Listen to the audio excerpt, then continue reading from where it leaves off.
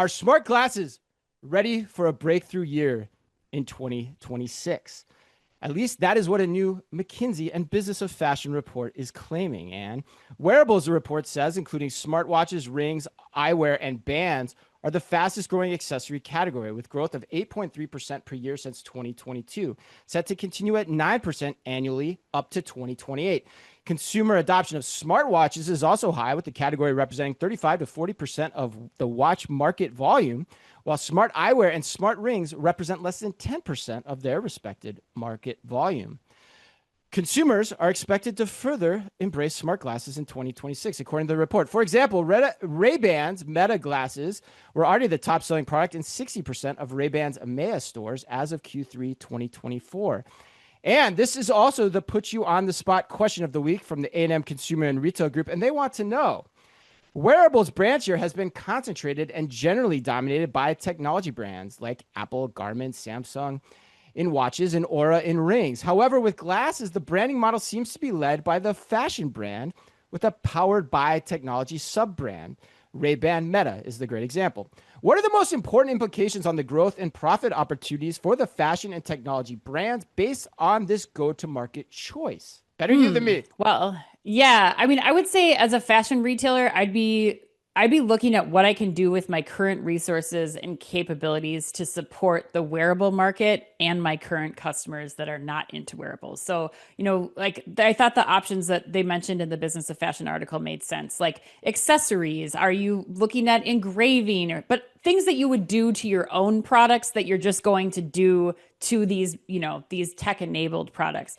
And as a tech company, I would be leveraging my relationships with designers, because I think the biggest thing to me that still stands in the way, I don't know that I agree that 2026 is going to be the year of the smart glasses. I think it's different than a watch or a ring that's a little more discreet. These are something that you're putting on your face. This is like your window to any person or thing that you're coming in contact with. So as a tech company, I would say I don't see this reaching like mass adoption until a tech company has figured out how they can make their product as agile as possible so that I can put it into my existing frames the way that I could like put a blue light filter on my glasses. Like it's not something that is going to change how those glasses appear on my face. It's really just like an add-on that I can do when I'm getting my glasses. So I would say it's something that I'm not in. I don't agree with Business of Fashion here. I think that fashion retailers should tread very carefully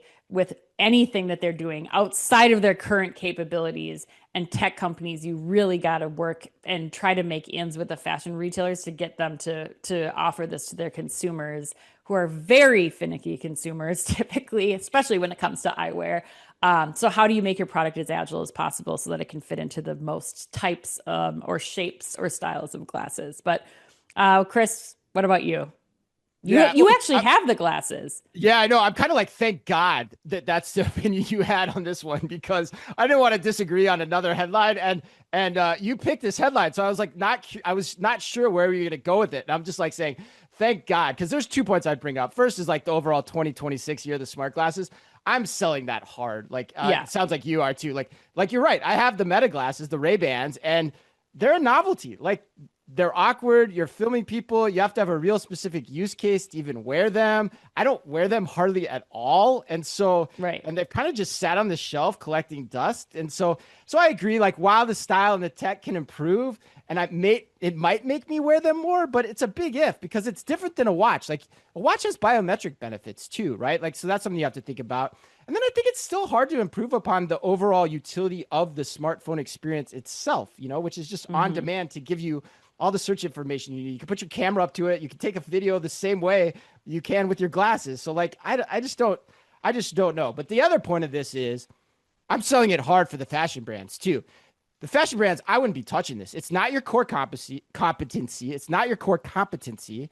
You're tying yourself into a tech company, which history has shown tech companies can behave like vultures. So at some point, you're going to be left holding the bag on either a big markdown on product that's not going to sell because you haven't hit it right from a fashion standpoint, right, or you're going to have the threat of the tech company departing, doing business with you, and leaving you again on the lurch. So like, I just don't. I wouldn't be touching this in any way, shape, or form. I think it's a salacious headline made to generate clicks and interest in the topic for the people that put it out. In my opinion. Agreed.